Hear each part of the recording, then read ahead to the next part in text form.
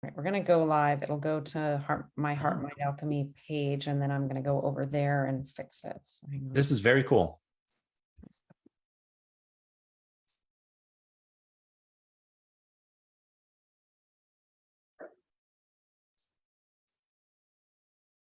Hey, Kayo. Hey, Kaya.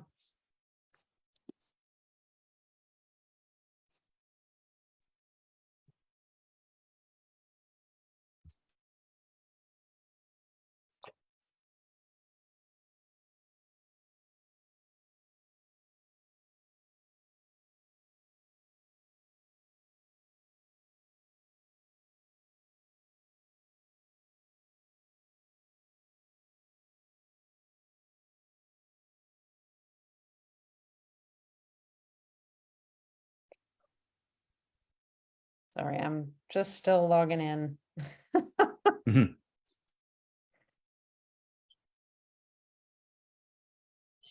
Come on.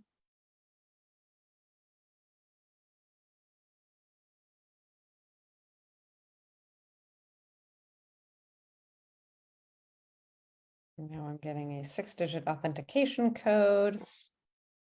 Seriously, come on.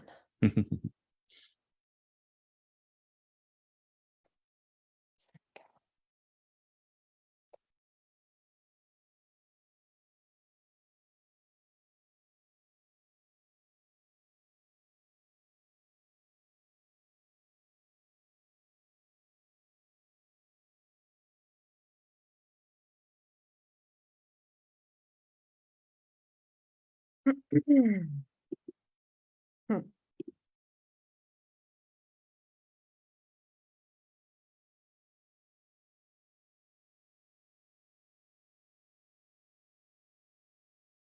Finally. Okay, we're sharing it now to HeartMind Alchemy Lab. There we go. Kayo, do you want to join us? Hey guys, no, how's it going? You sent me firstly this link. I think it will be only on the Zoom, but if your guys streaming on the Facebook, I can back and watch that. Okay, I mean, it's up to you. If you would like to, be in the conversation, that's fine. Or we can do it where we just you watch and chat and all of that. Yeah. Do you prefer I can that? chat. I can chat in the Facebook. Yes. Okay, I meet you guys there. Okay, we'll see you there. Okay. All right. And I'm monitoring that so I can see. And I'm monitoring that so I can see. Okay. J. Allen Barrett is asking, can I join, please? I want to be in the conversation. Hi, J. Allen. Allen, I think we're going to do it this way, where I'll interview Stefan and then feel free to type in the comments. I'm watching it and you can ask your questions and we will respond to them. Let's do it that way. Great. So Stefan, I know you have created this incredible new tool called Meditation Monitor that we'll get into, but it's really fantastic. And I can speak from, somebody who's been using Mind Monitor for, as like a heavy user for, I guess, almost 4 years now, and know it very well and have used it, to track my meditations and analyze them and done all kinds of cool things with them. And yet there were things in Mind Monitor that it couldn't do that I, had wished it would do. And then you created Meditation Monitor and it does those things, including being able to see, like my maybe favorite thing is to see how gamma tracks, throughout the meditation. Yeah, the gravity, very cool. Very cool, your gravity map. But also the way that you can look at the individual brain waves very quickly, look at them left and right, front and back. Your tool is super slick. So, and we'll get into that, but I guess I want to start by saying, welcome. You have a really cool tool that you've created. So thank you. Yeah, absolutely. Yeah, you're welcome. My pleasure. It's been a lot of fun to develop it and have everyone participate and give feedback and make it better. Yeah, absolutely. Well, I guess people may know me, but it's been a while since I've done these live shows. And so I'll just start by introducing myself. I'm Holly Copeland. I am the founder of HeartMind Alchemy Lab, co-founder with Stephen Altair. And we started it many years ago as an alternative to the Muse community, to be a little bit broader and include more of an open conversation about meditation, but also consciousness and technology and the intersection of all of those. And we have like 2,800 members now, and a pretty nice, vibrant community of really, our central premise was to just be supportive and kind to each other. We really wanted this community, a place where people could ask questions and receive kind, helpful support and be a very supportive community. And I feel like the community is that. And I'm super grateful for everyone's participation. And then people like you come along who bring something new and super helpful and informative. And I'm very grateful. Your tool has brought a whole new sort of flurry of activity on HeartMind Alchemy Lab. And interest because of what you've done. So I think it's so appropriate to finally get you here to interview you and ask questions, and people on chat. Lance is here, Abby, welcome, Kayo, and Alan, and feel free to just ask, type in questions. This can be an open dialogue. But I'm sure people would love to hear first from you, Stefan. So you're a data analyst. You live up in Washington and one of the islands. And I think people would love to hear first just a little bit about you and how you got into this, how you got to where you are. Yeah, absolutely. And thanks for making this community. I've bounced around a couple different communities, and nothing has really fit well. I feel like there's always everyone's either like a really dedicated meditator, but not very tech oriented, or just not interested in working on projects. Or there's groups that are very spiritual and very tech oriented in sort of a modern techie way, but don't necessarily meditate or have that level of even initial discipline to engage phenomenologically. And so this community, it seems to be a perfect balance of both. There's really dedicated, experienced meditators, and everyone's very eager to engage with the tech world, and very, very patient with the inevitable bugs that come up from tech work too. So I appreciate tremendously that discipline from everyone and the interest. I really feel at home, and I really appreciate it. I feel like the last few years, COVID has really scrambled my little community, my social circle here. So I really appreciate having made a bunch of new friends that I talk with basically every day. Nice. From the HeartMind Alchemy Lab community? Yes, especially Kayo, who keeps me very busy with new feature requests. Wonderful Kayo. I know, he's amazing. That's great. That's fantastic. Yeah, so my background, I guess I really should explain, both like professional and spiritual background. These are very, they're both very relevant here, I think. So professionally, I've always been a data analyst. Always been scientifically oriented. I was an amateur astronomer growing up. The stars are really beautiful on this island that I live on, that I grew up on. So I've always been interested in instruments and peering into the depths of the cosmos with really sensitive methods, of course. So in retrospect, I think that makes a lot of sense.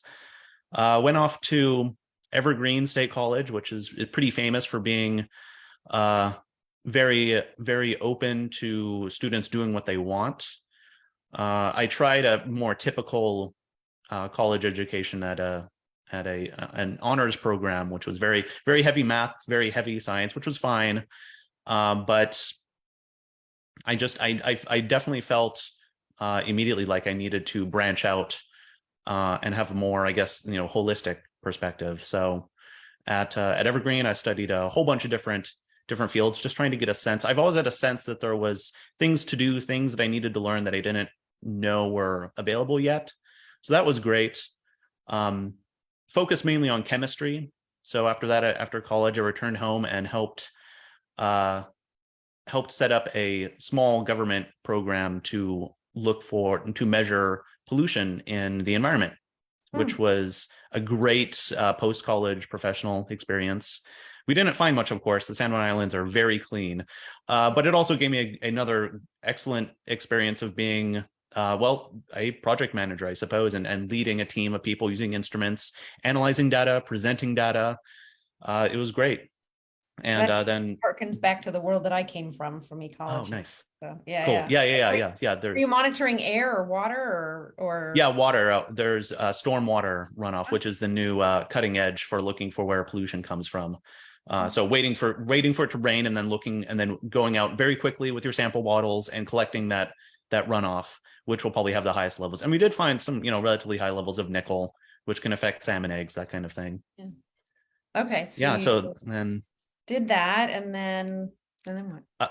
It also taught me GIS, geospatial mapping, which was great. I ended up, once that grant ran off, I got involved with some very, very interesting people who had showed up on the island, and we developed I ended up doing all the analytics for bringing fiber optic internet to my community, which has always had terrible, terrible internet, just horrendous.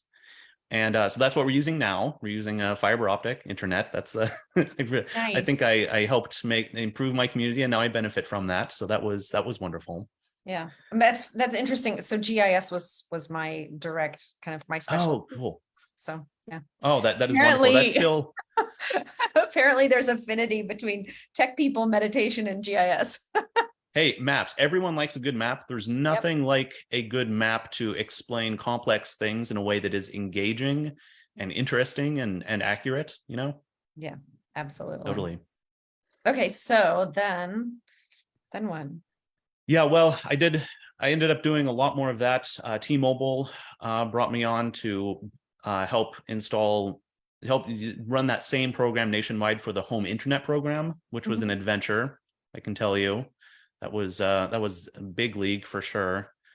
That lasted a couple years. It was good, but definitely needed to move on from that. So I embraced the whole COVID world event and moved back to my little island and work remotely, and that suits me quite well. I feel like that ended up being a good thing for me. Hopefully I do want to get back into GIS work. I think professionally that's what I'd like to do most. At the moment, I'm just a simple analyst. Nice. So, and then obviously you're also a meditator because yes. So collided for you. Yeah. So starting over, I live on San Juan Island. This is a great spiritual community. There's a lot of artists, and we actually have a Sakya Tibetan center and temple here. And it's the standard, the whole Tibetan deal with the flags and the stupas, and they have lamas that come every summer. It's an important node for anyone who's in the Sakya lineage and pursuing the formal stages of practice. They have to come here at some point, from what I understand. And I was never part of that myself, but growing up, I always went there on Sundays for Sunday meditation. That really worked for me. I was interested in Buddhism for some reason from an early age. I'm not entirely sure why. It must be a karmic thing, honestly. Some of these things, there's not, who knows, hard to explain. And that worked out great. One thing led to another, and that center, and especially the leader of the center, who recently passed away, unfortunately. She really helped me get started. She helped me find some connections in India. And so right in the middle of my college experience, I went off to India, to Dharamsala, where all the Tibetan in exile are. And she had a lot of connections there. She's been going for decades as part of her practice. And And so she had plenty of people to connect me with. It was a bit of a bewildering experience, as India always is, of course, but I met a lot of lifelong expert meditators and got to spend a lot of time with them, and see a lot of travelers as well, and talk with them. I think that was the first time I actually heard the word like insight practice rather than just Vipassana. I should back up slightly. I really started out mostly with one after leaving the island, just growing up, I went to the Goenka Vipassana centers, which are hard to avoid in the Pacific Northwest. They're pretty much everywhere, it feels like. So anyone who's very spiritual in a, I guess, sort of a non-denominational Buddhist way, it seems like they end up going there for a 7-day retreat one way or another. And so, yeah, ended up there a couple times. And honestly, it did not really work for me. I found it physically painful and not very productive. I tried to talk with the teachers, and it seemed like their response was always, no matter what might be coming up, they would just say like, well, just observe and let go, which I'm sure is perfectly fine advice for some people. But I needed something more tangible. And at the time, I didn't know what it was. So it was great to go over to India and see the Tibetans, because it's sort of the polar opposite of the sort of sober conservative Burmese style Theravada, right? There's colors, there's the incense, there's the chanting, and it's everything. It's completely different, and I found it overwhelming in exactly the opposite way. It's just too much, just far too much, too much to learn, too many colors. The culture is just too different. The gurus are too intense. I just felt like I'd seen all the extremes, and so that ended up not really working out for me either. But luckily, my leader back at the Sakya Center here, Trinley, yet again, came through for me. I think I was just reading one of the books she had at the center one day, and came across something about this teacher Sayadaw Tejaniya in Burma, and realized, hey, that's what I want. That's exactly what I'm interested in. And it was a short interview. It was something like, hey, Westerners just need to relax, just chill out, essentially, and to not worry too much about focus, not worry too much about distractions, and just sort of play with them in a way. And I thought, like, yes, this is exactly what I'm interested in. It was sort of midway between the Goenka Burmese, which was more intense, and the Tibetans, which are intense in the other way. And so I got my resources together and managed to get over to Burma for a couple months. I was a highly motivated individual at this point. No kidding. You are. Absolutely. Back when the world was a bit easier to manage, I feel like. That Burma is a very tough country. I had to bring all my own crisp $100 bills. Had to exchange money at one of the bazaars instead of the airports. It was tough, but I figured it out. And I went during the off season, and the Sayadaw I was able to talk with him pretty much anytime I wanted, because there were very few other Westerners around. It was very, very hot and muggy. But that also made the 5 a.m. meditation quite nice, which I thought was a relief. So instead of being brutally cold as a Goenka Vipassana session can be in the Pacific Northwest in January at 5 a.m., just painful in every possible way, it's just nice and warm. And so nice. I think that helped me just sort of relax. And talking with him directly, it didn't necessarily give me any more information than I could get from his books, but I think it increased confidence, which is something I want my tool to do, which I can mention later. It's basically just I know what I want to do, and I have this knowledge and I have this experience, but I'm just not confident. I just don't necessarily give myself enough permission to believe that this is actually working for me. But when you have a Sayadaw saying like, oh yeah, sure, this and that, that's, try this, try that, that's perfectly fine. Enormously empowering. And I think what he provided was just a permission to use visual imagery as a meditation method. So, for example, I'd say the main thing is like, well, if you're meditating and you're calm and your distractions are low, bring up a previous memory. Just play around with the visual imagery of it. And I guess I would have counted that as a distraction. in a previous Buddhist context, but with his permission to actually work with it, I found it enormously insightful. And that's really the word. This is insight practice. This is allowing things to bubble up and then to work with them, whatever they might be. And that just opened every single door for me, and it just gave me, full permission. I guess in some ways, it's I think a lot of therapeutic approaches might be quite similar, honestly. Yeah. But I wanted it through a Buddhist lens, right? And this is what it provided for me. That's so. beautiful. Yeah, I've been practicing that for. Can you give us an example of how you might work with a memory that you learned in this style? Yeah. Actually, I can give a very interesting example. I dug up one of my books that I've been using since then, "Feed Your Demons" by Alio, and I think that's actually I've heard of that book, but I haven't read it. Yeah, so I feel like it's a bit of an intense example, but it's if you have a lot of negative feelings from whatever memories, or maybe something just happened, a fight with a boss or something, you can these strong emotions often arise in us in a way that is personified. We can sort of see the person that we're angry with in front of us. I think this is something that everyone does, and we just don't think about it, and we don't find it particularly remarkable. But Buddhists are often like, well, you can absolutely work with that, and if you're careful and you're very self-aware and you're in a good context and whatnot, you can play around with that, add some more energy to it, really ask like, well, what exactly is it that I'm interacting with here? And so if you're angry with someone, for example, you might think like, well, I'm angry at that person. But if you take a look at the image that sort of floats in your mind regarding them and ask yourself like, well, what does it really look like? It turns out to be something that is sort of looks like them, but actually is different in a very interesting way.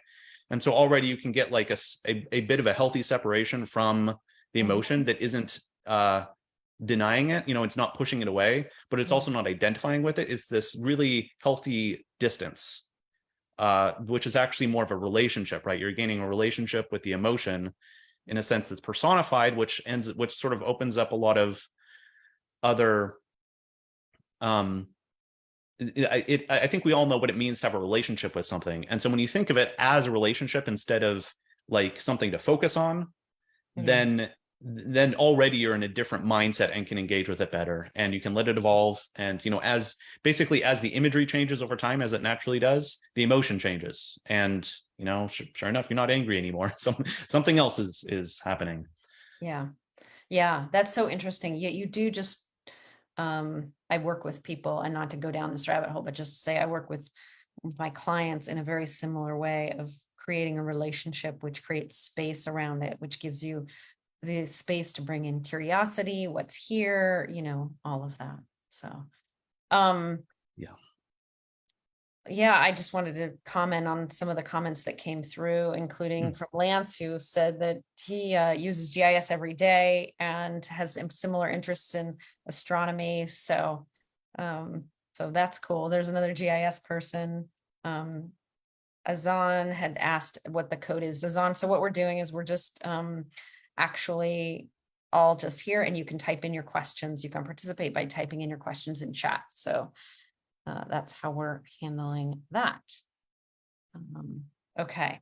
And so I would love for you to then move into this place where the two collided together, your Buddhist meditation interest and your data analysis. How did you get to create Meditation Monitor? Yeah, it took combining a couple different realms, right? Meditation and my various expertise, various skills. And I really think it's sort of an outcome of insight practice. Honestly, I think in practicing insight for so long, things sort of naturally occur to me, and I feel like this is one of the better ones that has occurred, where putting the pieces together. So yeah, I think that actually started quite a while ago, at maybe even 10 years ago. I was trying out, this was before EEG became widely available, but I was looking at heart rate variability. I think I was just generally interested in these metrics right from the beginning. I probably could have done everything that I'm doing now back then. Technical skills weren't quite as good. meditation wasn't quite as developed. And I looked into these systems, and I actually got one of the early EEGs, the Open BCI ganglion board, Okay. which is one of the other, options that's out there. Mm-hmm. And I think the reason why I didn't really pursue it farther, I think looking at the initial metrics, which are mostly heart rate variability, I felt a little overwhelmed. And I feel like this is a good lesson for everyone using any of these tools. If you're coming new to it, and also if your meditation is not something that is super well established for yourself, I think it can be really overwhelming encountering metrics, and it can be really, intoxicating in its own way. And I felt like it was too much. And so I just put it aside and ended up practicing really dedicatedly for the next 10 years. And I feel like there was some sort of, I don't know, cycle that was going on there. And I just happened to revisit it last year and brought out all my old boards, which I still have that ganglion board from, and thought like, oh, maybe I should get this going again. And yeah, put the electrodes on and tried meditating, and found kept digging a little bit deeper, and found that, oh yeah, there's definitely something going on. I specifically noticed gamma, which was actually surprising to me, because I think a few years ago I've been doing a lot of research in Buddhism for my own work, and I encountered reports of delta increasing for certain practitioners, I think like Himalayan yoga. And so I was thinking like, okay, I'm going to go increase delta. That's what I want to see. That's the metric of my success. And so I was quite surprised when delta, I think I have noticed it, have some impact, but I'm very good with data. I have a good intuition with data. I know how to approach it. I can be I know how to be level-headed with it and to be open to what the data actually shows rather than what I want it to show, which was not delta, but gamma absolutely stood out. And so I subjected that to a bunch of, all my possible rigorous study, trying to think like, well, could it be this? Could it be that? And after a while, it just felt like, no, there's definitely something here. And I guess I was looking on. Sorry, I'm needing to hide. There's somebody here with offensive messages, and I'm trying to hide them and get him off the community. So I am slightly distracted by that. No solution for trolls, unfortunately. Yeah, so I'm trying to figure out how to get rid of this person.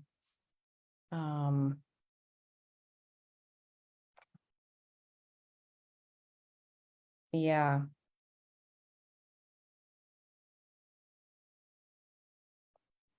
Well, I'm just trying to hide it. Sorry, you guys. Yeah, no problem.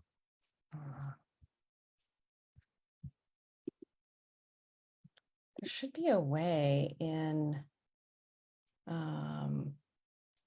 as the moderator, to just, I thought I could just go in and get this person off the community.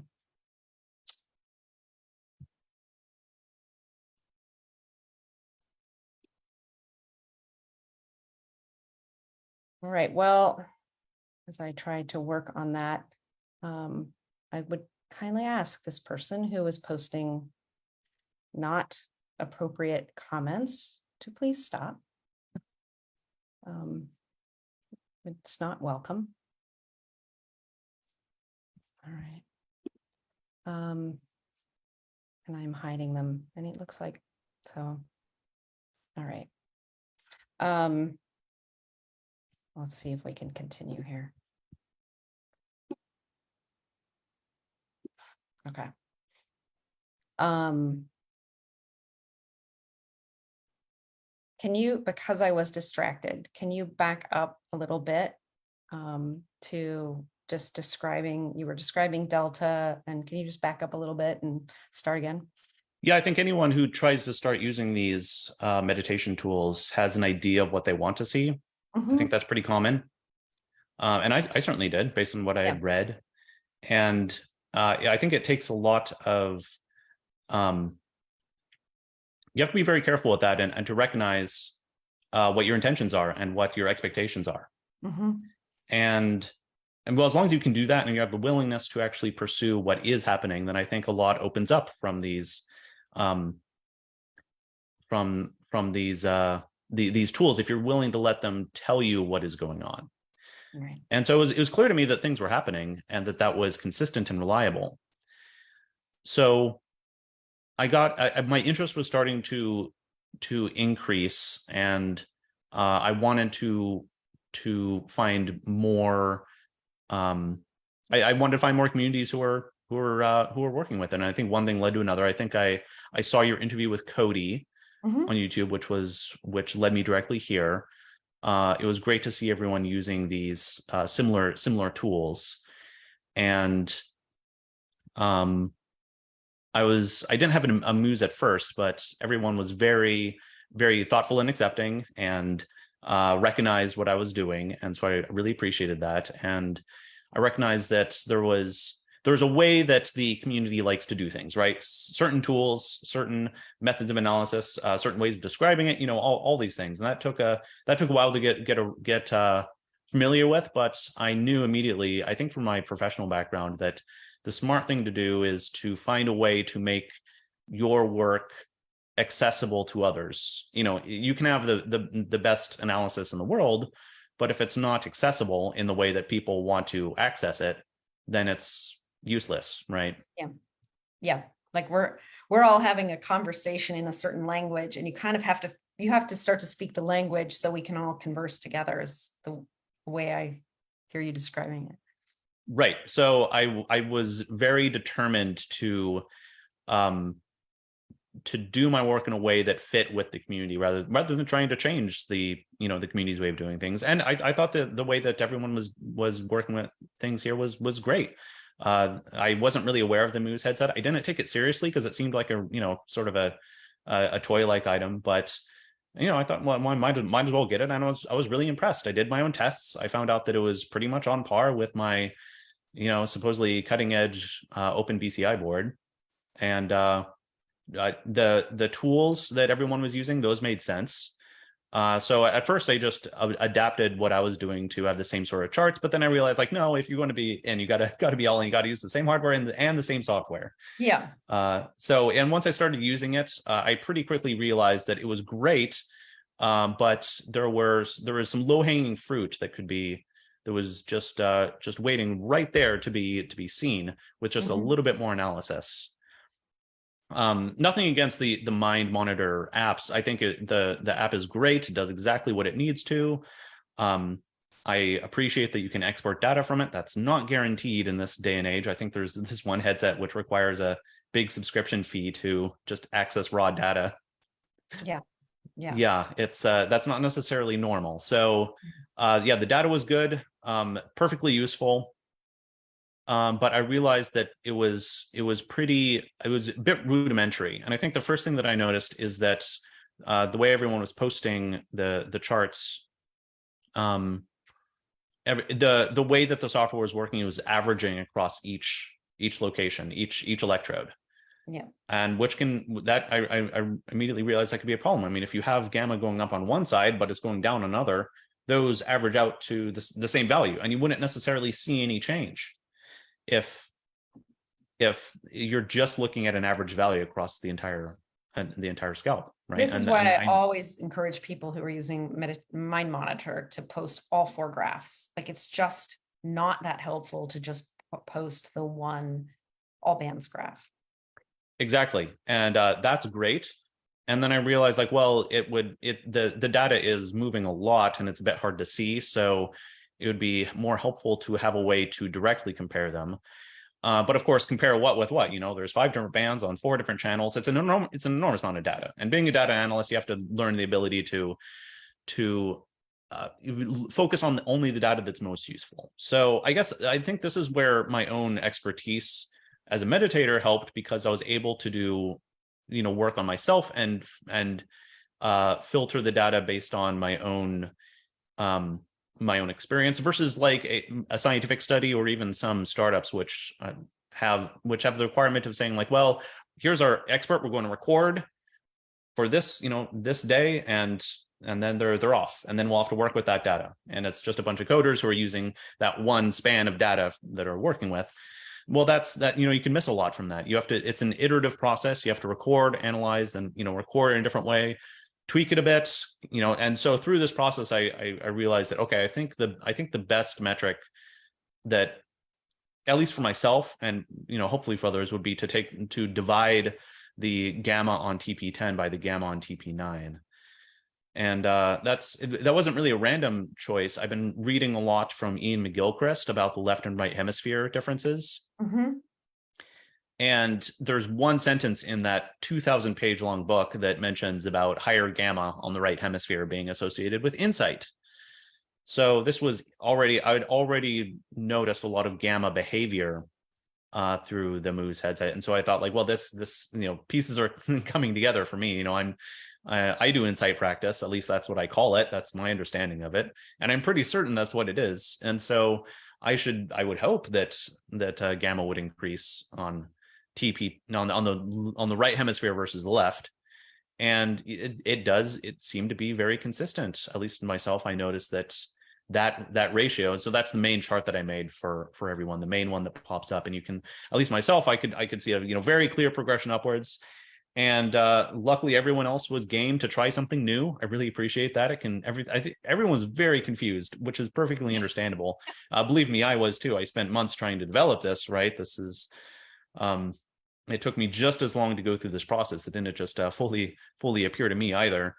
But everyone was willing to give it a shot. And yeah, sure enough, it seems like for the most part, people's practices increase TP10 gamma versus TP9 and makes that particular chart behave in that way. And it was great to hear some feedback from you that you noticed that gamma behavior in TP10. So once I got, I think, a couple of other people posting that same behavior, then I really started to feel more confidence.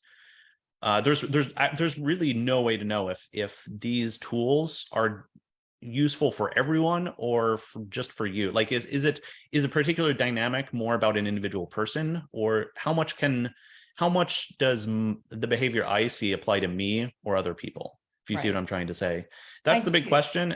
Yeah.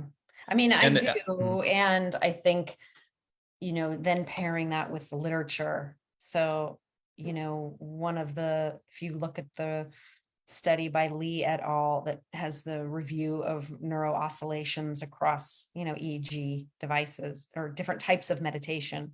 And it's just a great review article with trends that they found. And so what I started doing was matching up, what my observations were in my own graphs with, papers like that. Like, am I seeing what they're seeing, and trends like, a predominance of right-sided gamma in the temporal lobe got me really excited, because it was like, oh, that's what I'm seeing too.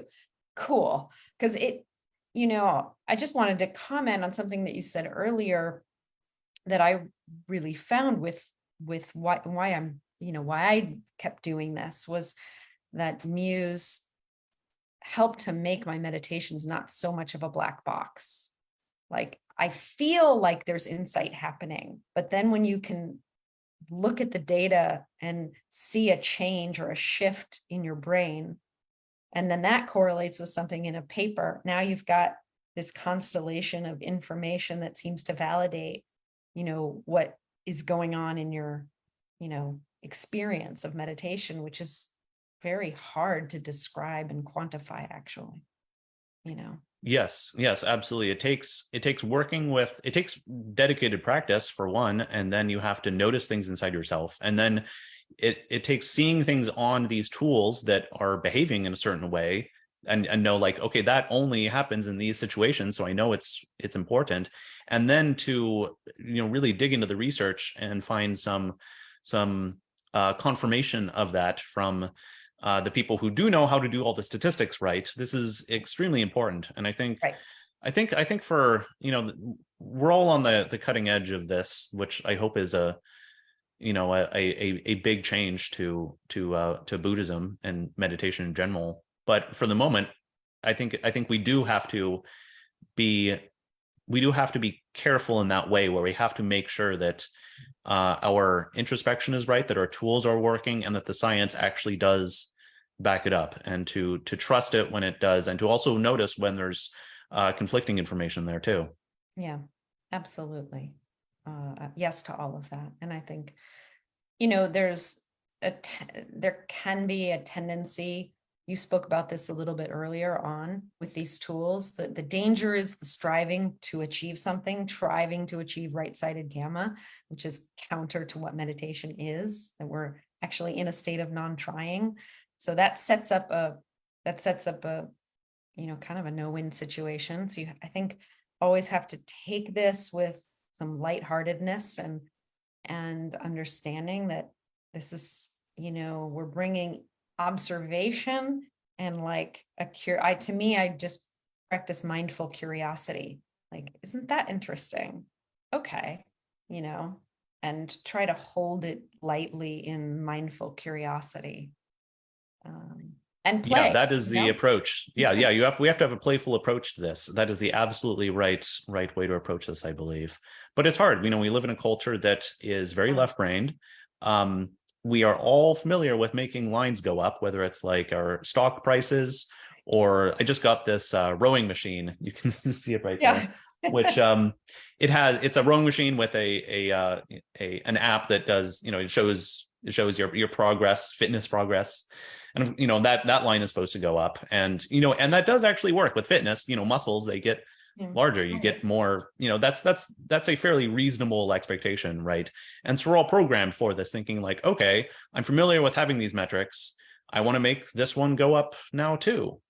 And I think a lot of apps do cater to that and say like, well, here's your meditation line, whatever that might be, and congratulations, it's going up. You know, here are some rewards for that. And I'm still quite sure that is what the mainstream wants. Mm-hmm. And I feel bad for anyone who is trying to do this professionally rather than making free software like I am. You know, if you have a profit motive, you have to give people what they want, and people want a line that goes up, hopefully with the least amount of effort, right? Right. Yeah. So it's Stephen Vivash says a perfect opportunity to practice detachment. I think exactly. So we can, yes, that's the first thing to the first attitude to have to it is you need some distance from it. Luckily, I think focusing on right brain activity can be helpful, because it is exactly that left brain behavior that wants to grasp onto things, that sees things as parts, and that tries to control them. And so, you know, luckily, if you had to choose one metric to focus on above anything else, if you only had to choose one, I think right brain gamma, which is sort of associated with attention, I think that's a pretty good one. At least, you know, as long as that's going up a bit, you're probably not too grasping too much, I hope. At least that's what I hope. But in my broader goal here is to not have lines that go up. That's what I'm working on most these days. And so you mentioned the gravity chart where it shows the behavior of gamma going around, and I can get more into that later. But basically, one of the reasons why I liked that was that I'm trying to find ways.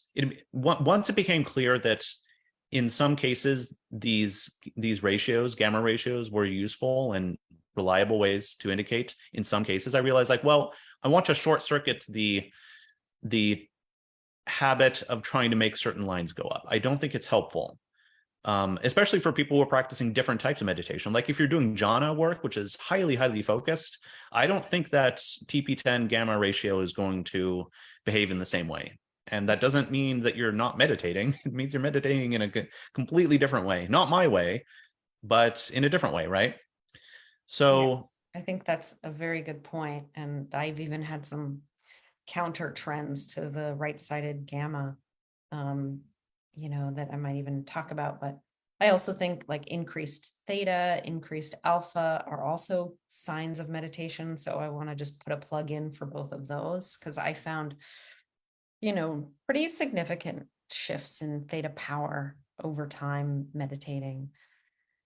And I think that, Lance asked, can you have expanding circles or designs? I think something like that Also brain maps, shifts in yeah, like your circle diagram. Sorry, I forget what you call that. Yeah, there's all sorts of ways to display data, and I hope if anyone has any other ideas, happy to try them out. There's always better ways to display data in a way that is better for our purposes, right? Absolutely. And yeah, I like, on a circle, there's a question of like, well, just simply not having a square where a line goes up, that helps. If a line is going like this, then you don't automatically have this gut sensation of I want it to make it go up. Like, well, maybe it'll go down, maybe it'll go this way. Who knows? Well, and I think also I've experienced like quieting gamma, lower gamma as being beneficial as well. So Right. So, honestly, after all these months of working on it, I really feel like I've personally stopped looking at the band powers directly. And I feel like the more experience and the more confirmation I've got from different people about different things happening, I realized it was time to step back from just as great as it is to have this expertise in this community to look at individual bands and individual places. What I'm doing now is taking a total step back and applying a completely different way of looking at this data now. So the way that I'm proposing now, which is this similarities chart, which I've been posting about, it takes a very different approach. I call it AI, which is, I think that's gives you a sort of a sense of what to expect, but it's basically just basic machine learning system. It sounds complicated, but these are relatively simple linear algebra methods that can take a big matrix of data and to extract certain insights from it in a really reliable way. And I've done this in the past with other tools, so it was one of those insightful no-brainer moments, like, well, of course I should be doing this. And so what this does now is, instead of looking at just a particular band on a particular location, it actually looks at every band and every location and every ratio. And then it gets a holistic sense in the way that linear algebra has this really magical way of doing, and has an impression from that. And that impression really is a sense that is informed by the behavior of all those bands. It's a little bit hard to describe, but it really is a sort of big picture look at sort of what in general is happening. And it turns out that if you take members of the community who are doing very different work, like I do insight work, Kaio is a very interesting practice. Stephen has a lot of mantra experience, and it's always been clear that he's been doing his own methods. And if you take all these and put them together, the math does work out, and you can see that these are on very different directions, very different dimensions, very different styles of practice. And so I feel like this really helps to get away from looking at individual bands, and allowing you to dig in once the question emerges, like, well, why is this similar to that? You can dig in and think like, okay, well, it's obvious in this case, it's obvious gamma is going up here, and then that's why these two are more similar than others. But what I think what I'd like, what the tool, the main tool, one of the primary tools I'm hoping we can all use are these similarity charts, which shows it, taking this broad perspective, using these simple mathematics, it gives you a sense of who is meditating similar to who else. And I really like this because it completely short circuits that desire to make certain things go up. Because inevitably you're going to be similar to one person and not similar to another. Yeah, I love that. So, what's better, to be more similar to me or Kaio or Stephen? There's no indication of that. Lines are going to go in different direction, but importantly, you can gain some really good insights from that, because if one line goes up for one particular practice, then you know that you're doing something similar. And so I'm really hoping that this can help foster community, because if your AI metric is the most similar to knee, for example, then maybe you should be chatting with him Right. more. And maybe if I'm like posting some advice, maybe you shouldn't necessarily take it to heart. Yeah. Yeah. Right. I love that. Feels brilliant to me to bring in machine learning into this.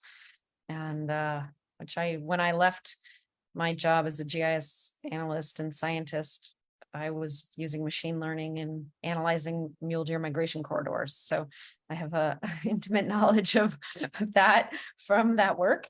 And so I feel confident and I can actually speak to the power of machine learning from, yes, albeit ecological, but personal experience. It's a very, very powerful tool.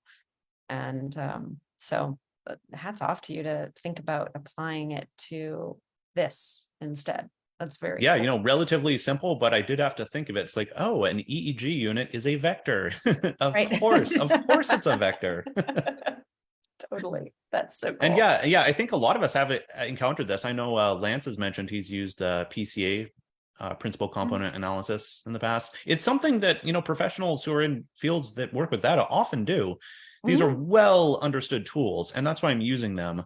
I'm aware of some startups right now who are using very, very sophisticated AI, which of course is the whole thing these days, like ChatGPT and everything. And those are amazing. And of course, everyone's eager for like the new AI model, which will come out, which will give a reliable metric that everyone can use that is, perfect and accurate.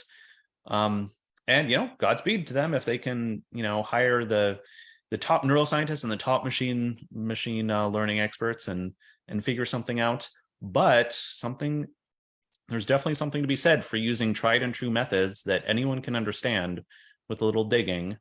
Yeah. And that we understand how they're working, and that maybe, they probably lose some resolution. Maybe there's some insights that I'm missing out on because I'm not using some of the most advanced models. But especially for the purposes here, where the main question in my mind is like, well, how similar am I to Kaio? Yeah. For that level of question, some of these basic tools, perfectly sufficient, absolutely sufficient. I think it's too bad. I think if you want to start a company and make a big splash, you should advertise using big tools. And it's definitely not very, sexy to use some of these old tools. But I think there's some wisdom in that too. That I feel like as a species, we have enough tools now. Actually, the Muse headset, maybe not perfect. It has some issues, right, that's for sure. But it's, if you're actually willing to meditate and work with it, the data is fine. And the simple ML methods, not the most high resolution, but if you're willing to actually put in the work to shift your consciousness, these tools are more than enough to show that. I really appreciate you saying that, because as a data analyst, that had been my observation as well. There have been conversations on this community about the validation of the validity of using Muse. Is it good enough? And my gut sense as a data analyst was that the tool fit the resolution of what we were asking it to do. Like, it wasn't, this isn't rocket science, and the answers that it were providing were matching up enough. The resolution of this data was matching enough to give me the confidence. It was providing the confidence in the tool. And in this case, getting a finer scale tool, using something better. I actually I heard you say this on your tutorial, and I don't mean to bash a tool, but I tried the Crown as well. And I had exactly the same experience that you did. I was like, oh gosh, it's hot, it's heavy, the battery goes down. It feels I have to sit very carefully so it doesn't fall off. And it's getting, I keep my hat on, right? And that makes it way hotter even. Yeah, and it was losing disconnection, and I hope they figure it out, because it's a cool idea, but I didn't like it at all. I felt like it interfered with my meditation. I just didn't care for it. And it's quite a bit more pricey. And I feel like, and I know there's others here that have had really good success with it. So power to you if you have, and, show us how to make it work. But anyway, Yeah. it didn't work what for me. matters a lot more is everyone using the same tool versus a few people using the best tool. As long as everyone's doing the same thing, that's actually, from a data analyst perspective, that is way better quality than a single person using a fantastic tool, Right. Yeah. And there are other, like the crown in particular is being used by, I know, folks for, therapeutic methods to help people with neurofeedback. And, I believe that could be a very powerful and appropriate tool in that case. But in what a lot of us are doing here, which is trying to track our meditations and to use what we learn from that to, have more insight into the quality of meditation, and it just inform the meditation, to Yeah, me. absolutely. If there's professionals out there who know how to use some of these more finicky tools in a way that's valuable and useful, then that's great. Yeah. Yeah. So, For sure.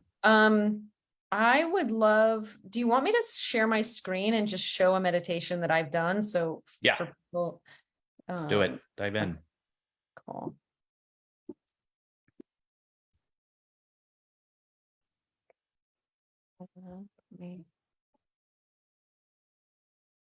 Wait a second, folks. I had it sitting here.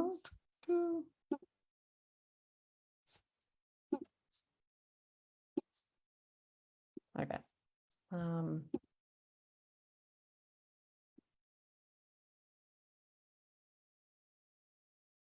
So this was a meditation that I had an insight in back in, well, some 2020, 2021. So I think this is a good example of a meditation where, it felt profound. It felt like there was, moments of insight, particularly here where this gamma spike is in the TP9 band. This is what it looks like on TP10. And I will just talk through that. What I have found in my meditations was, in these moments of real clarity, I often will get a spike of gamma and it will kind of touch theta. So it's sort of interesting. There'll be like actually a theta alpha drop and they'll kind of kiss or sometimes cross. I don't know if that's something that you have seen, but that is one observation.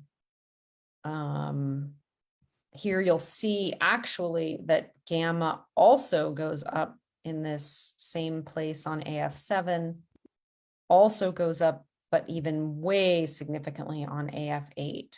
So that it was like there was a whole moment of insight that was captured really on all the bands, all the channels.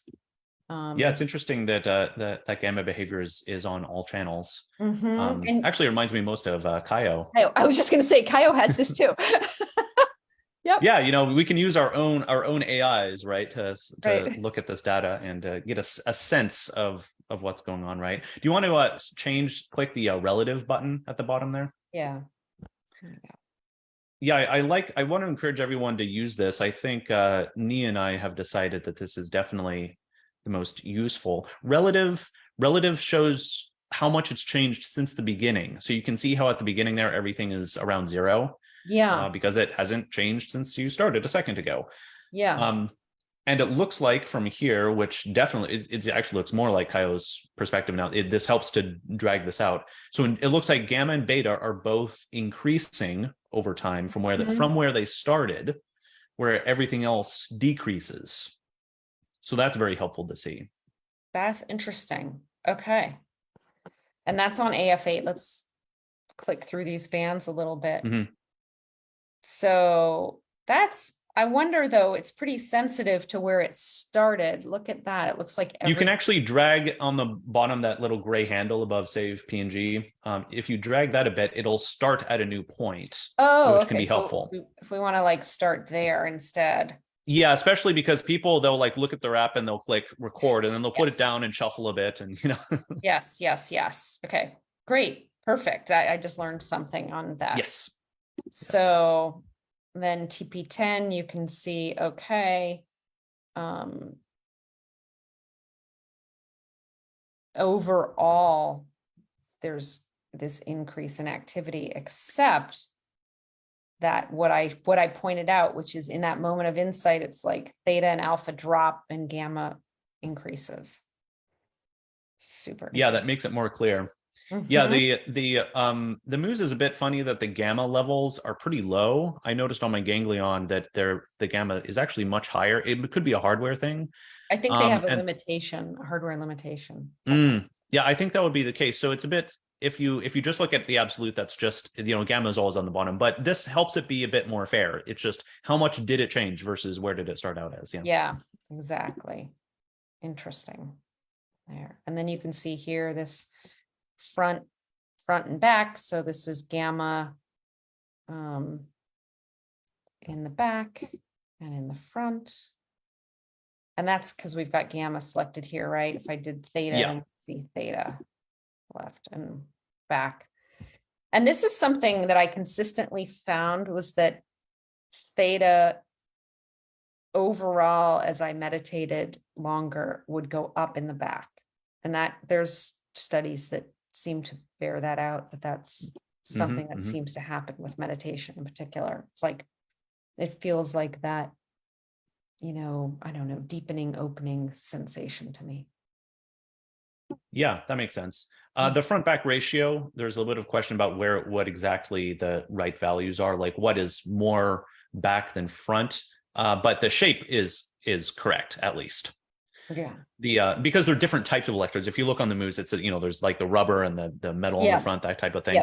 Left versus right, it's the same electrode, so you're comparing apples to apples, so it's probably a bit more. It's a bit more fair there. Yeah. But the shape overall, like if it goes down, it's definitely going down. It's just not clear if it's like you see here, it shows like a lot of back. It could be, it could be more balanced, but if it goes down, it's definitely going down, or Yeah. But you can see here that I've got a lot of back theta, right? Right. On the right side. Yeah. Interesting. Do you want to talk about? Try out? Go ahead. Yeah, there's a couple of other options we can look at here. I'm particularly interested in the channels at the bottom. Okay. And then you can so you can select the band on the top, and it shows you what the band is doing on each channel, which is helpful, I think. That is very helpful. Yes. I hadn't done that before. And do you like to use relative for that, or do you like to use absolute for that? I always like to use relative. You can see it makes the changes more apparent in the same way. Yeah. So what we're saying here is that theta and delta, I guess. Oh no, sorry, this is TP. So yeah, you got to shift your brain into channel mode. Yeah. Okay, so this is showing TP10, which is for those who, I think everybody watching knows, but that's the temporal sensor on the right, has the highest level of theta. Yeah, actually, I think you could say, because this is a relative chart, only TP9 increases in theta. Everything else decreases, except for TP9, where it occasionally does increase. So anything above the line there, the 0% line, means that it is increased based on where you've started. So it's very cool to see that the only increase, the only huge consistent increase is like TP9 and a bit on TP10, and everything else not much change, and actually has decreased from where you've started. It could, that could be for any, you could change the starting point again if you want. But that could actually be part of the meditation as well, that the meditation could very quickly quiet theta on AF7 and AF8. Yeah, fascinating. And then let's look at gamma. Yeah, gamma. That's cool. Yeah, strongest increases on AF8. That's very interesting. Yeah, so again, right hemisphere increase. Right. And you'll notice that I like this relative here, because you can see at that moment that you pointed out for gamma, this is the best view to look at, because you, instead of flipping through various charts and saying like, yeah, gamma's increasing here, yep, on this one too, you can see on every channel gamma increases at exactly the same time. When all these graphs are overlaid in this way, it makes it just incredibly obvious. Incredibly obvious. Exactly. Yeah. So cool. And it Okay. also helps for data validation because like sometimes the TP10 sensors can, wiggle around a bit and they'll have like spikes. Yeah. But if you have every single, electrode increasing at the same time I think that's a good way to validate for sure. I completely agree. Okay. And then maybe go to similarity. Do you want to talk about that? Yeah, and I'll have some better charts for this in the future. This is definitely an active part of development, but the basic way to read this is that it shows you what other recorded points are most similar. So, for example, we were just looking at where everything spikes at the same time. If you were to tell me like, okay, this moment is what I care about, then I can train the AI to say like at this time that is Holly, meditation insight 1, that kind of thing. So various people have provided files to me with the timestamp for certain things that they've noticed. Okay. And then this looks at the comparison for the style for what not necessarily intensity, but in general, like what kinds of things are you doing? Okay, wait. So okay. Maybe I'm a little bit confused. So if we take, so you have taken like a point, like maybe this point where I would say this was a moment of insight, and that's what that represented. And then you would, if I was a person in your community, which I actually probably will ask you to take this point and add it in, and then that would then become one of these. Yeah, exactly. One of the names on here. I think this is really confusing everyone, and I'm trying to patiently describe it for everyone. It's okay. And because it takes a completely different perspective to understand what's going on here. I think people are confused. Like, wait, which line is mine? I've heard that a lot. Exactly. That was my question. They're all your line. I'm sorry if that's confusing, but yeah, each of those is your meditation from a different perspective. So from Ni's mantra perspective, we'll highlight that one. It says that, and unfortunately, since you're a strong meditator, there's not a lot of interesting behavior to look at. I think other people who start out really without much momentum have more of a change. But you can see how it starts out at what, like 90%, and then it goes down a bit, and then it goes back up. That's saying like if you look from the perspective of Ni's mantra point, you start out fairly similar to it, then you drift away from that style, you're doing something else, and then you're going back to it. Okay, I am understanding. So this would be saying that whatever Dawn's starting point, that's mine is the most similar to that. Yeah, this is exactly. Anything that's high up there is most similar. And it's interesting. There's in terms of style, I've noticed that I think we all have a sort of consistent baseline mind that sort of goes forward. Yeah. So in style, it's there's a couple different ways to analyze this. You can have style and you can have intensity. And it might surprise you to learn that you can use this math to look at to differentiate that, but it is actually possible. And so I think it can be a little hard to tell which one to really look at. I might even want to share my screen to show what I'm working on currently. Or do you have another file you could upload? Yeah, we can do that. I was gonna say before I leave, I was just gonna go to position, but I can just show another file if you'd like. Yeah, something. What are you looking for? Something altogether different? Yeah, this is something very different. That'd be cool. Okay, this is good. This is cool. So I think this is more of a classic meditation that I would expect, where you start out without really matching anyone's selected points, but you quickly become more similar to them over time. So each of these, and you see others, Kaio there, that's cool. And I like this. I like this one in particular because I think this is this is what I expect this tool will do. And I think beginners will see something similar actually, where you instead of like one line dominating, it's like everyone is more similar, which means that you start out in a very different state of mind, but as you progress, you become more similar to a bunch of different people.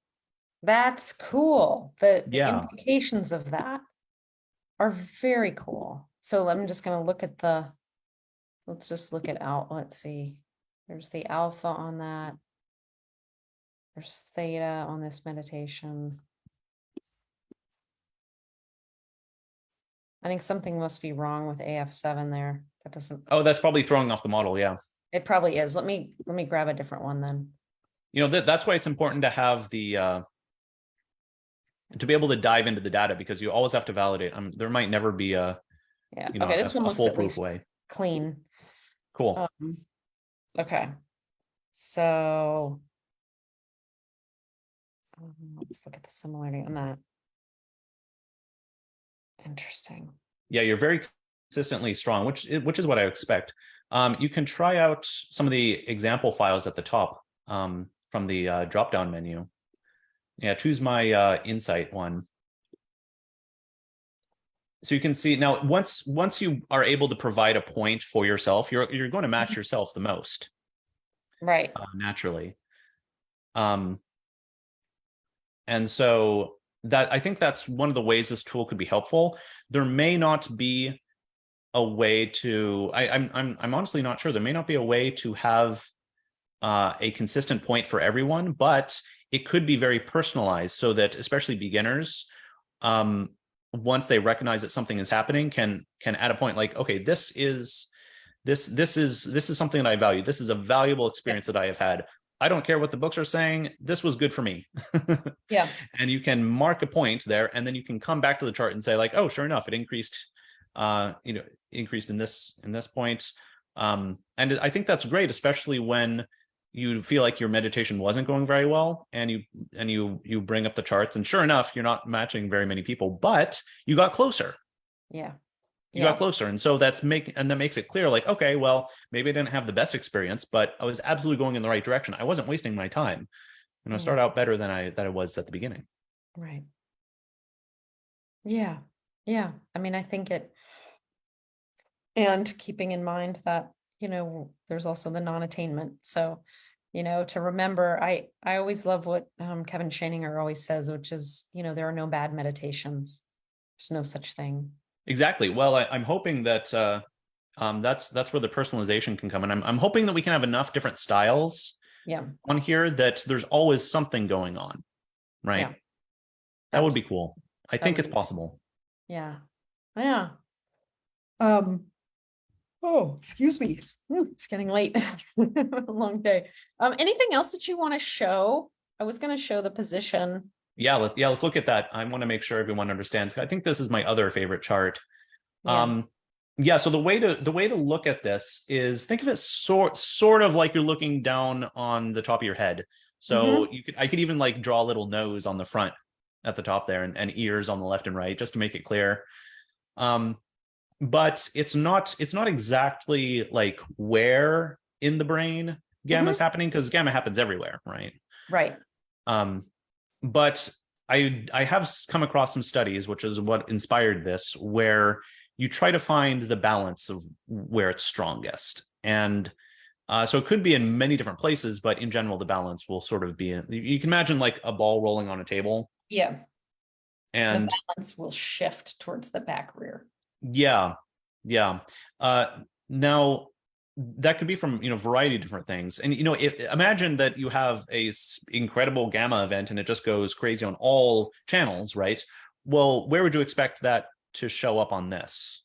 Just off the top of your head. If gamma went crazy on all channels? Yeah, everywhere, all at once, at the same. Everywhere, all at once. I would expect it to stay in the middle.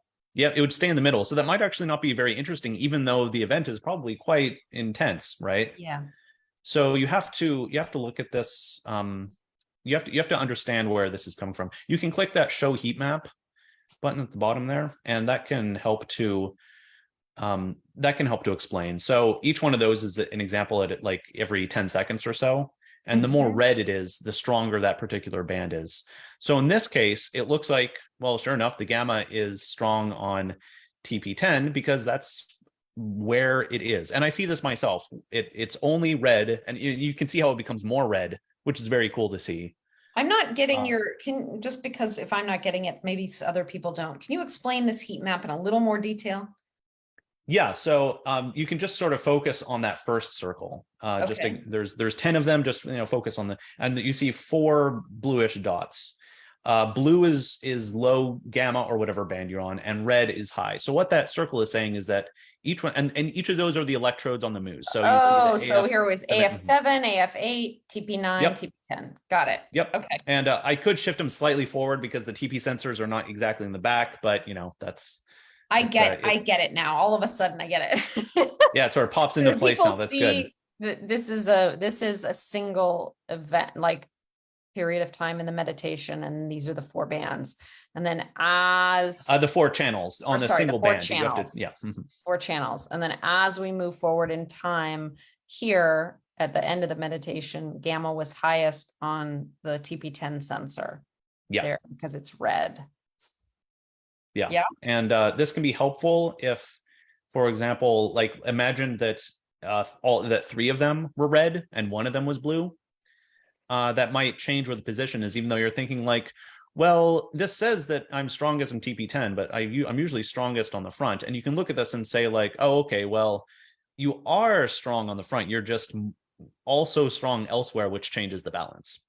So let's then look at one where I told you more recently, I have this weird thing where it's on the left side. Yeah, so it's gamma on the left side. Okay, so this is good because you see it's not exactly, it is left in terms of gravity, but if you see at the bottom, both of the back sensors are fairly red. Yeah. So and that's reflected in the fact that that line is pretty close to straight up and down, Yeah. It's and that's what that means isn't that it's only and a little bit on the left. It just means that it's slightly stronger on the left, but it's strong on both. But there is still definitely gamma on the right as well. Yeah. So when you're looking at this, never discount that like, oh, it's not on the right. That means I have no gamma on the right. Right. Yeah, you have to exactly. Yeah, That's what I wanted you to say. Yep. And you can also see intensity here. One more thing to interpret this chart. You see that darker circle in the center there? Yeah. It's a bit hard to show intensity on this particular chart. And so this is one way that I came up with doing it. Imagine that you're zooming out. That's sort of like, imagine that's your head sort of, and you're zooming out, and it's like a scale. It's essentially how on a graph you have different lines. It's essentially like you're zooming out. And so anything that's, the smaller that is, the stronger the gamma is. I'm sorry if that's not very, if that doesn't make much sense. You can try clicking around to different bands and you can see that circle change. So different bands. So yeah, I think we're already in gamma. So you can try like beta. How do I actually don't know how to go to beta? Yeah, just click it. Oh, got it. And you can see that circle in the middle is changing size. That indicates like alpha, it was smaller, meaning your alpha was stronger. It's farther from the average. That dark circle is like an average normal value, I suppose. So the smaller alpha here, or the smaller circle, means I was actually have more alpha than. Yeah, because it's scaling. Yeah, sorry if it's hard to interpret, but imagine it's like the alpha is leaping out of your head. Think of it that way. Not actually what's happening, but it's a cool visual. Yeah, that's very confusing. But okay. So theta is kind of, I don't know, average or a little bit less. Alpha's a little bit less. It looks like delta is the lowest of them all because it has to zoom in. Yeah. It spends most of its time inside the circle, inside an average value. If it's too much detail, you don't have to think about that too much. What matters is the position more for this chart. If you're looking for intensity, it can be more helpful to look at the other chart types. So say that again, though, the fact that I was spent more of the time inside the circle. Yeah, it gives you a way to like compare. So if it looks like delta is not as strong as the other bands because it's more inside that darker circle. So the fact that theta is outside the dark circle here Yeah. means that there is more theta. Yeah. Relative It's escaping the average value more. to average of what, me or average of a community? Actually, it's not an average. It's like a sort of a standard value, an arbitrary line that I put so you can have a reference, I suppose. Okay. But the arbitrary line is relative to me, right? It's just a value of like 100 or something arbitrary that I chose. That's generally in the range of what bands are. Okay. Okay. Interesting. Alpha being even further outside that arbitrary range. Got it. Okay. Interesting. Very Yeah, cool. there's a lot to unpack there for sure. Yeah. What else? I kind of want to probably wrap up here. What else feels important that we haven't covered? Anything? I could share a quick share of what I'm working on currently to give people an idea what to look for. Sure, people would love that. Yeah, let's do it. Oh, let me make sure. I probably have to give you permission. Hang on. Just Yes.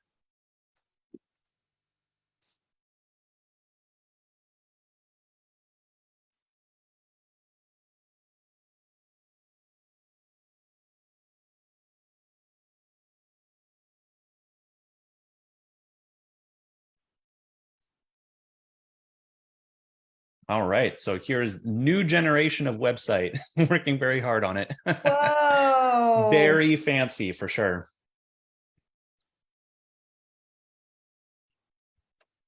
I see non-dual flipping by. Yeah, these satellites moving. So yeah, this is a 3D view of our community, basically. That's so cool, Stefan. Yeah, it's this is the PCA analysis, very common for data analysis. Although usually it's presented in a very boring way with very static graphs, and I thought like, well, I think this deserves a nice presentation. So totally. It's you can explore it when it's live. You can move it around yourself, and 3D is good because it helps show more similarities. So basically, how to look at this is that the farther out you are, the more unusual your meditation state is. So of course, Kaio with his crazy fruitions way out here. Don has some interesting data. Still not entirely sure what Don is doing. I'm not sure he is either, but it's very interesting. We're working together, and it's interesting to see what the similarity is there. I managed to record the strongest type of meditation I do. It's way out in this direction. I've always figured that it was different than Kaio. It's very cool to see that. You see how some of them are in the same direction. Yeah. The mantra people seem to be often in general in the same direction. But I know that my particular methods are quite a bit different. And so it's cool to see them going in a very different direction there. But yeah, basically it's cool. Yeah, it's you lose a lot by going 2D. 3D it's more holistic, if you know how to present it right. Yeah. So this is a new way to that's a very new way. So let's see if I can upload some data here. I can use myself. Do you want me to send you some data to upload? Yeah. Let's do that. Okay. Hang on just a sec, because I created a folder right here. Let's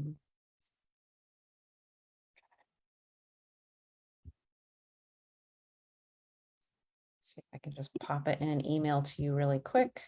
Sure. What's your want to just tell me if that's okay to say it on, or you can type it in the chat if you prefer. Oh yeah, I should probably type it in our chat.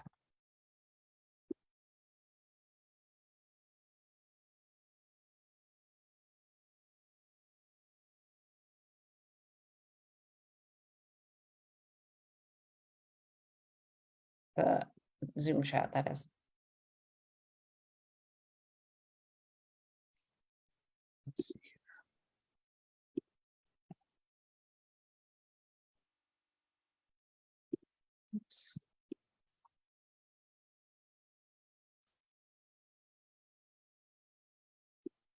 Okay, I still haven't seen it. Maybe you, oh, Yeah, there we go.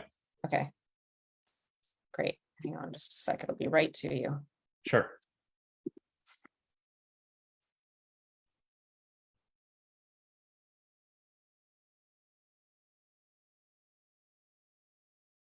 There you go.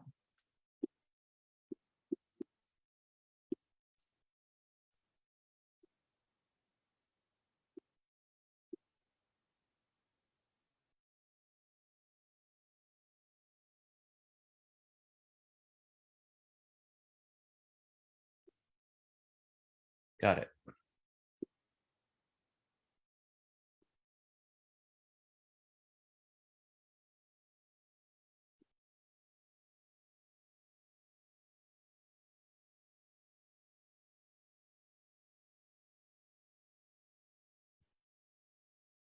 All right.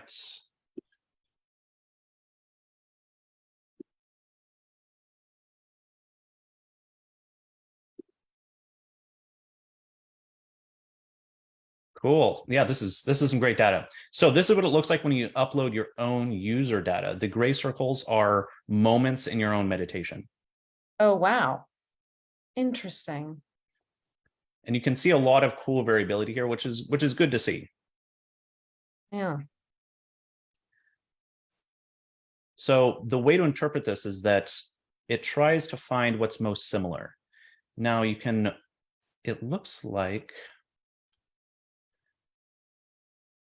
this is definitely something we'll all have to play around with. Mm-hmm. Yeah, but there's this like, it's in a different vector.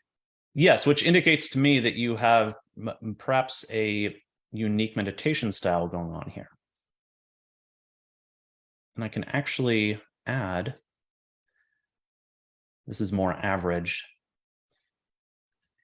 And we can see it changing over time. Yeah. Oh, interesting. Do you happen to know, was there a moment when it was strongest? That insight moment kind of. Yeah, that was like here or so. Right there somewhere. Yeah. I think it was probably this one.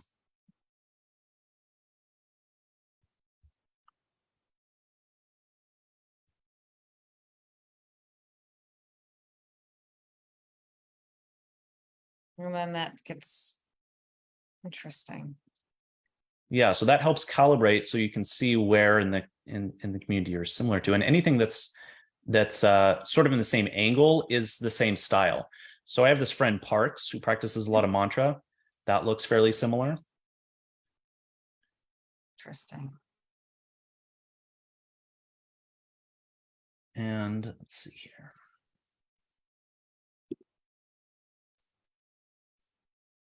And so let's explore the similarity chart. So this is a better version. This is what I wanted to show you mostly, actually. It's a better version of what we were just looking at. It's a bit cleaner and a bit easier to use. So this is your point. And of course, I think in general, if someone submits a point in their meditation, they'll probably match it the strongest since it's your brain. Right. But then you can also see who else is most similar. So sure enough, Kaio, very strong matches there.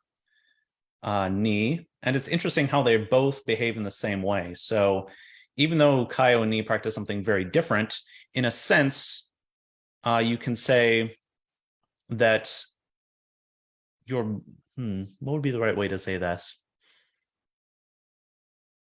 You're headed in whatever direction they are in terms of style, and whatever style they are using is more similar to themselves than to you, I suppose you could say.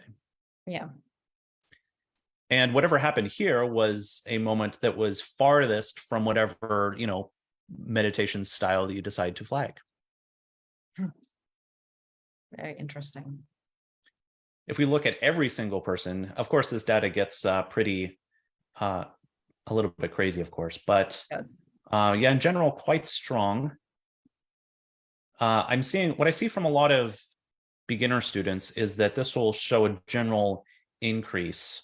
So actually, let's look. Okay. So there's a couple different ways to go about this. You can either look at meditation in terms of style or intensity, and these are quite different things, really. So what I'm really working on now is how to combine these, because of course you want to know, like, not only how similar I am to a certain style, but how intense that is. Yeah. So of course you match yourself the best in both in terms of style and intensity. And it looks like an extremely high match in style and intensity for Kaio's insight.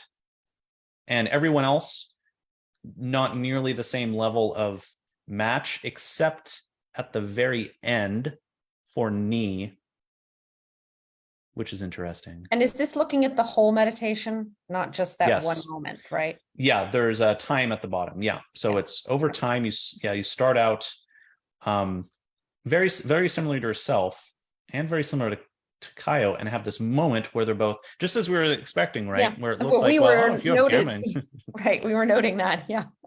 Yeah. So that's this is the kind of thing that gives me more confidence and familiar and comfort with how to use these, because it's not like the AI replaces all the hard work we've been doing to understand the different bands and what they're doing.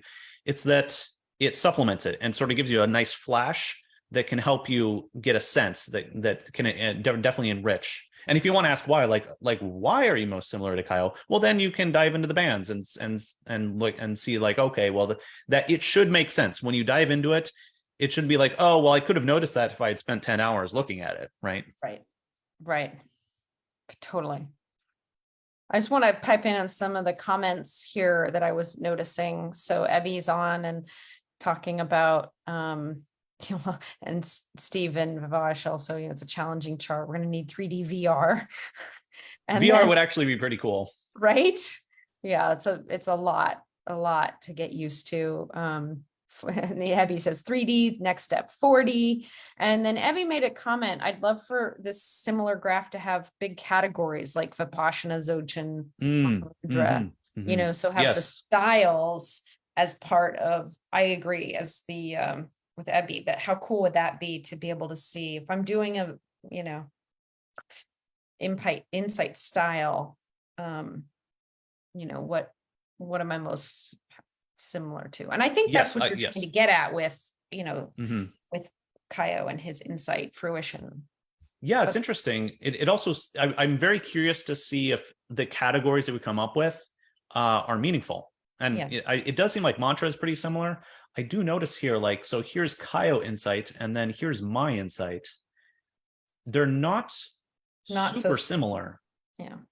They do both. Well, mine is increasing, and they come very close at the end. It's hard to say. I mean, it also brings up the question of, like, are we practicing a similar type of insight? Like, what are the categories? They might actually be surprising. It might be, I think we're always going to have to be aware of our expectations and accept, notice the insights that might come. There might, but yeah, in general, I would say, like, different quadrants, this direction being something, this direction being something, for sure. Yeah.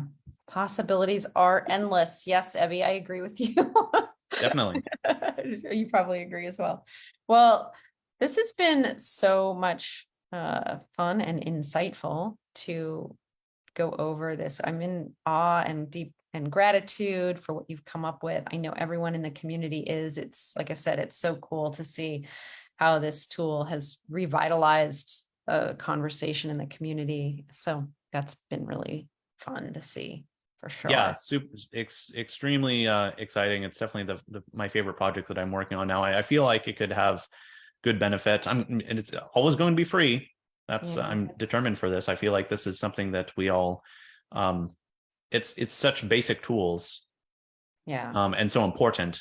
I feel like that's very important. Yeah. And I'm going to keep working on it. There is a lot to do. If there's any programmers out there, I always have to make a pitch. Please, please let me know. There's lots of interesting stuff to do. Endless, for sure. Yeah, endless. And I see Abby made a comment about, I have to see the analysis option. Did we miss something on the oh yeah. Yeah, I can pull it up, you actually. Want to pull that up just real quick?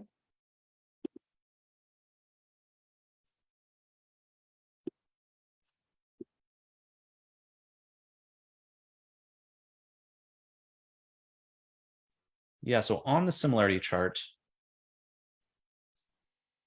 Is it not on here? I'm never quite sure what Is it on the state. similarity everything chart, in. or is it on the position chart? I feel like it was on a different chart. Where did I put this? There it is. It was just there before you click similarity. Oh, right. Of course. I must be getting tired. Yeah. Yeah. So on any of these charts, besides similarity, it pulls this analysis will pull from the similarity to tell you what the strongest match is. So it says insight. If I quickly flip back and forth, similarity, of course, insight here, right? Oh, very cool. Yeah. See, let's try a different one. Chios. Okay, so yeah, starting points, insight. Yeah. And that will stay the same across whatever other Yeah. analysis you're doing, which helps you to see what's going on. So you can get a sense of, different way to use the same data. Right. Yeah. And I think we have to, of course, we have to take it with a little bit of, I almost want to say a little bit of grain of salt of like, I think for each of us, only we know if there's that real shift, right? Yes, you have to. The first thing that has to happen is you have to have a subjective experience that you can Identify. that you notice. Yeah. Yes. Yeah, I'm noticing a lot of language these days in like the tech meditation community of like accelerating meditation or even perhaps like skipping steps. I don't think that's going to happen. This isn't going to necessarily change anything. You're going to have to put the effort in, and if you notice something that's happening, then you'll be able to add points. That and then those points will help inform you, and then I think it can genuinely be helpful. Right. Yeah. To me, without the AI, using the human AI, what I basically did was bookmark it in my mind, like, oh, something really interesting happened there. And as a reference point, so that when it happened again, I had some reference, I had some, knowledge of what, or I could almost like I want to say return to, although even that's really dangerous because we don't want to meditation, we don't want to be achieving. Well, it gives it a name, which is actually something that is a really important meditation strategy. Like we should all be I remember for a long time that I would just give names, even just like simple names to certain states so that I could try to recognize in myself when they were happening. Yeah. And that is just the process of meditation, where you're trying to, the awareness means awareness of what state you're in. Right. Yeah. Right. And so I see that noting. as the same process of giving a name to something that has happened, and just being and accepting whatever variety occurs. And the point being that there's no particular state that's necessarily the right one, but if in a very Buddhist sense, if you're aware of it, then that is that's the goal. And if you're not aware of it, then yeah, and if you're not aware of it, then no matter what it is, it's probably not it's probably doing things that are not necessarily beneficial, right? The states that you're not aware of, even if they're potentially good. In Buddhism, there's a whole discussion of skillful versus unskillful. If any state of mind, positive or negative, can be skillful or unskillful if you have awareness of it. Yeah, beautiful. Then you're bringing more awareness to right meditations. So thank you for that. Yes, absolutely.